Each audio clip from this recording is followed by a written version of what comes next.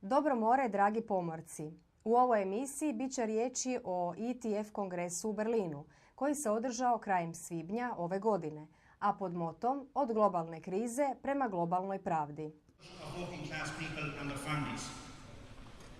The commercial semi-state sector in our country is under serious risk. The Troika and the European Central Bank and the International Monetary Bank are attempting to... ETF Kongres Berlin održao se je od 29. do 31. svibnja ove godine u Berlinu, pod motom Od globalne krize ka globalnoj pravdi. Na kongresu European Transport Workers Federation, odnosno ETF, Europske ruke International Transport Workers Federation, sudjelovala su i 3 delegata sindikata pomoraca Hrvatske te 2 predstavnika u radu sekcije mladih. Zahtjev kongresu od strane europskih transportnih radnika bio je od globalne krize do globalne pravde. Europski transportni radnici uzvraćaju udarac. Vital for our nation to succeed and develop.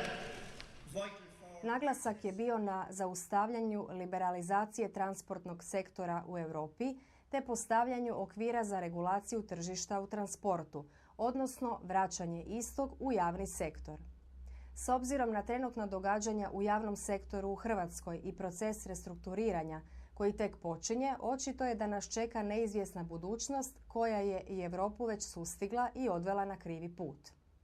Neoliberalni kapitalizam uništio je ekonomiju EU zemalja i pokazao se kao neodrživ model tržišne politike, pa je logično zaključiti da se neminovno moramo uključiti u borbu za promjene na starom kontinentu.